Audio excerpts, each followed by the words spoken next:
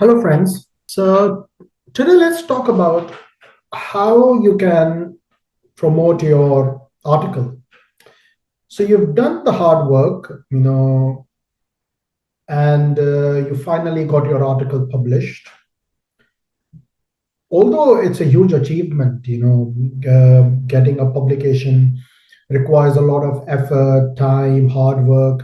You've done that, it has been published, but it does not end here. The next step here is how to make the most of the work you've done.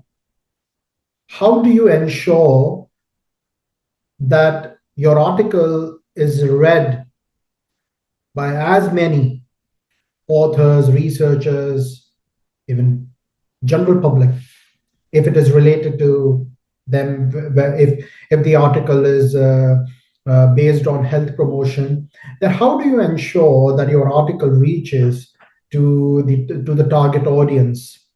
And that is where you need to promote your research work.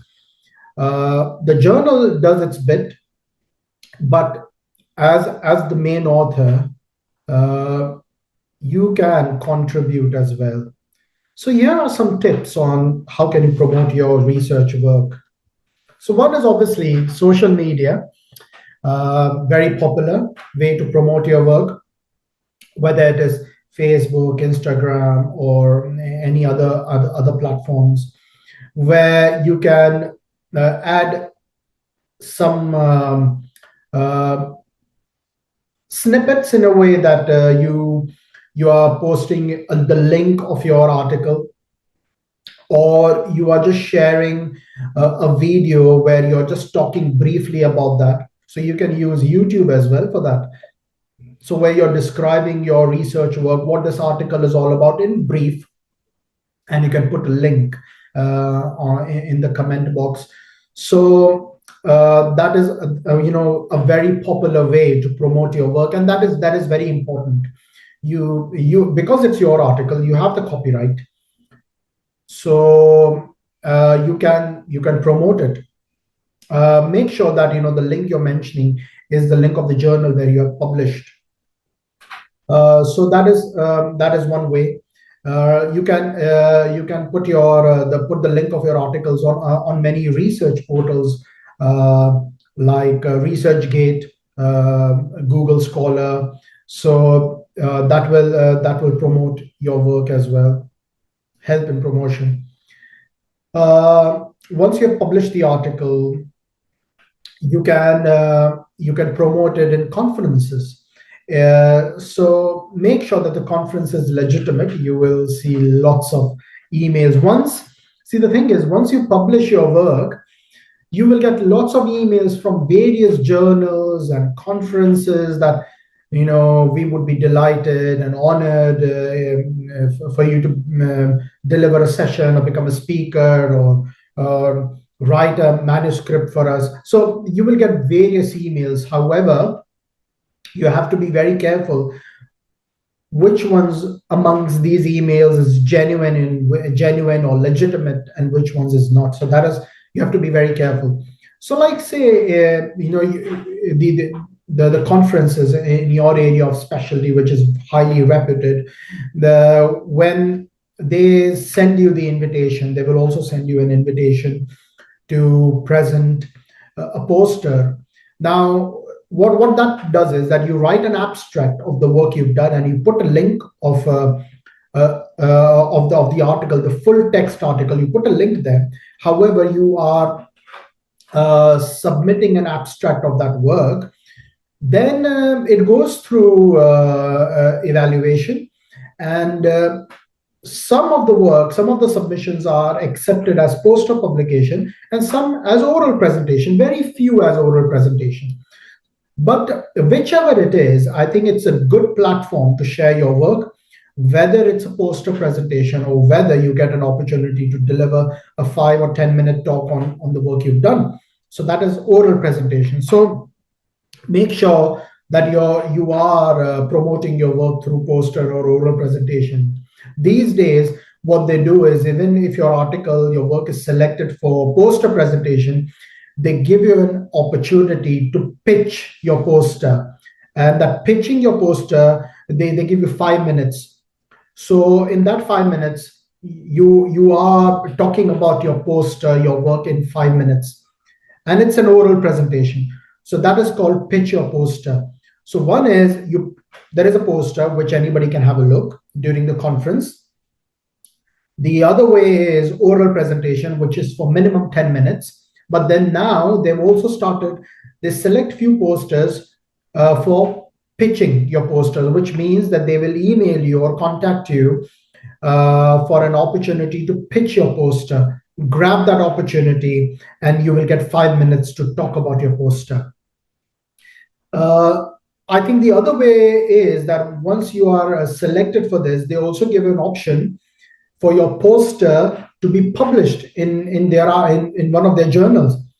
So these journals are usually called, whatever the name is, supplements.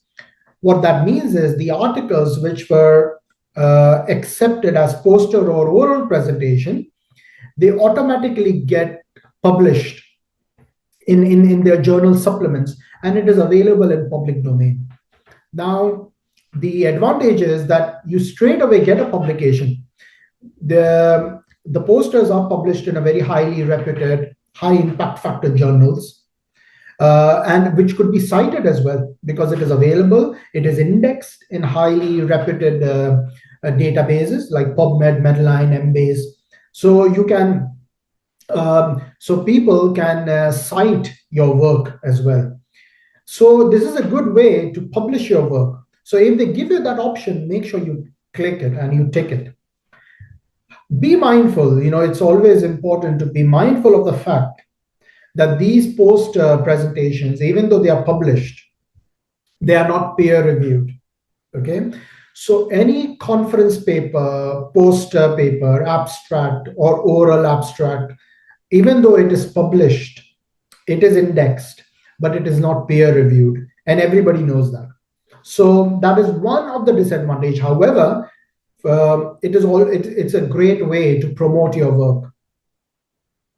Podcast. These days, journals offer you that opportunity.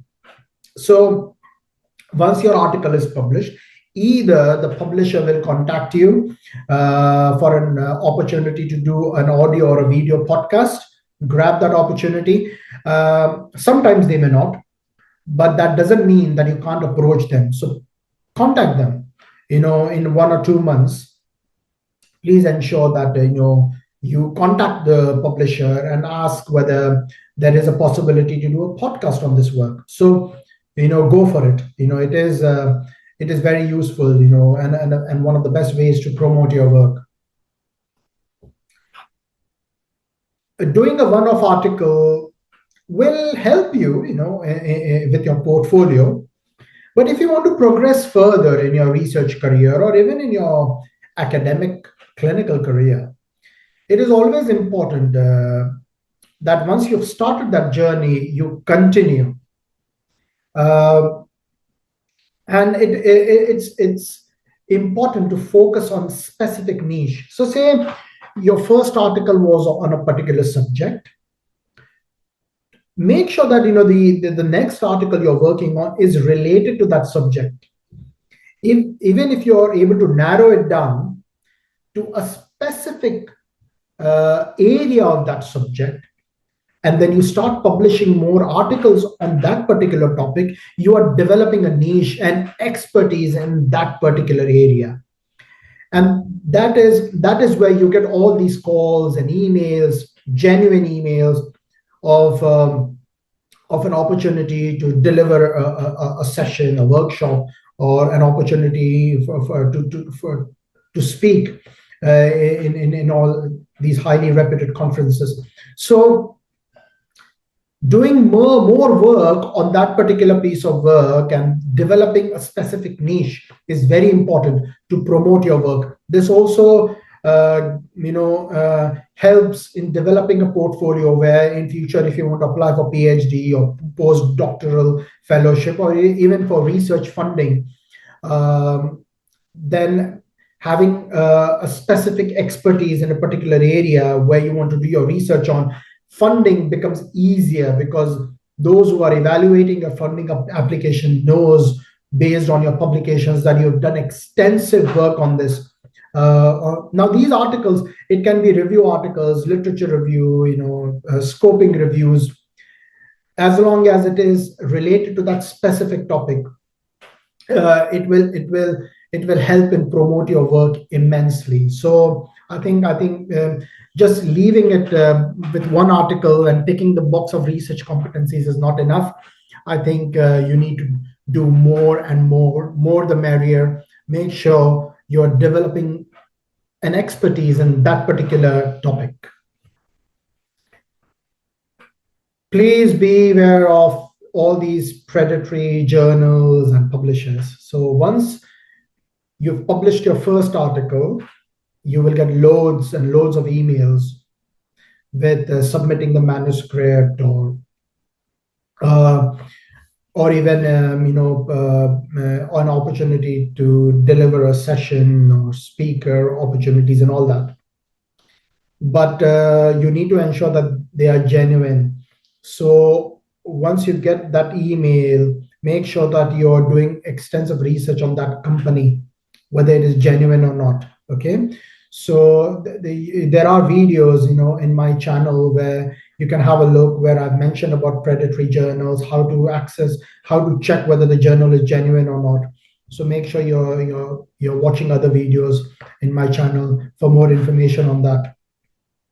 So be mindful of them, because the rule of thumb here is most of the conference invitations you get, or journal invitations you get to write a manuscript, you can always ask them whether they can waive off the article processing charge or the registration fees for the conference. Most of the reputed journals will waive that off. Some may not. And then you dig deep and find whether these journals are genuine or not.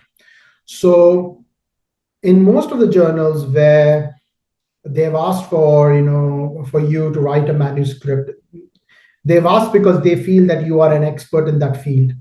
So they will most of the time waive the article processing charge. So make sure you ask them. And when it comes to conferences, if there is a speaker opportunity, the conferences where they will charge, where you feel it's a bit fishy, they will charge a very hefty amount of registration fees even for speakers. Although when you get an opportunity to deliver a session, either the fee, they give you a substantial discount in the registration fee, or they waive it off completely. So that is one hint where you can pick whether the journal is or the conferences are genuine or not. When it comes to journals, and when it comes to podcasting as well, so make sure that you are asking them.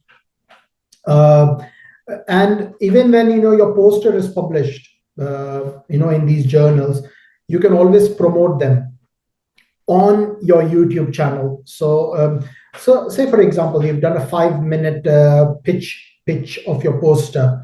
You can ask the conference team whether you can if somebody has recorded that 5-minute of pitch, whether you can upload that on a YouTube channel. Most of the time they would agree to that. So make sure that you are using that on as promoting your work. I have put one pitch on one of my YouTube videos. Have a look. It was about the use of Botox in depression. So I did a 5-minute pitch, and it was one of my colleagues recorded that, and then I sought permission. I got the permission from the conference team, and then I uploaded that on my YouTube channel, so you can have a look. The other way to promote your work is you can in your articles you would have done some diagrams, flow charts, or tables. You can just describe briefly about that table, about that flow chart, as a YouTube video. So I've done that as well. So I uploaded two videos on neuroscience where I've talked about the topics related to neuroscience, but that was from my publications.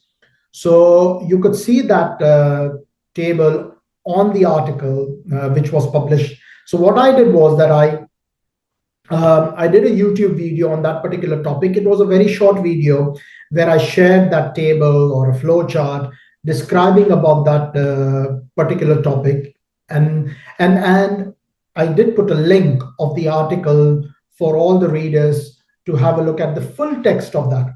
So that is one way of promoting your work, where you've done that piece of work, take a snippet of that, promote it via YouTube, Facebook, Instagram, and put a link there for people to access the full version of that.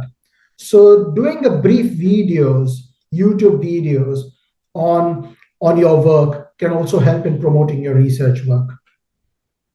I hope this was useful, and I'll see you again in the next video. Take care. Bye bye.